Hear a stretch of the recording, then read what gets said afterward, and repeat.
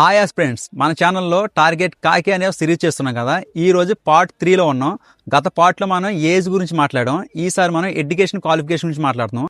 So education qualification వచ్చి మనకి minimum వచ్చి ఇంటర్మీడియట్ పాస్ అయ్యి ఉండాలి. అది ఎవరా అంటే ఓసీ, అదేవిధంగా ఈడబ్ల్యూఎస్, అదేవిధంగా బీసీ. ఈ ముగ్గురు కూడా ఖచ్చితంగా ఇంటర్మీడియట్ అనేది క్వాలిఫై పాస్ అయ్యి ఉండాలి. అదేవిధంగా ఎస్సీ ఎస్టీ వచ్చి మనకి జస్ట్ 10th క్వాలిఫై అయ్యి ఉండాలి. దాంతోపాటు మళ్ళీ ఏనండి ఖచ్చితంగా 10th క్వాలిఫై అయ్యి ఉండాలి. దాంతోపాటు మీరు ఇంటర్మీడియట్ ఎగ్జామ్స్ అనేది అపీర్ అయ్యి ఉండాలి. That means first year exams, second year exams ఖచ్చితంగా రాసి ఉండాలి. ఓకేనా? 10th క్వాలిఫై అయ్యి ఉండాలి. ఇంటర్మీడియట్ పాస్ అవ్వకపోయినా పర్లేదు, కానీ ఎగ్జామ్స్ మాత్రం అపీర్ అయి ఉండాలి. దట్ మీన్స్ రాసి ఉండాలి. ఓకేనా?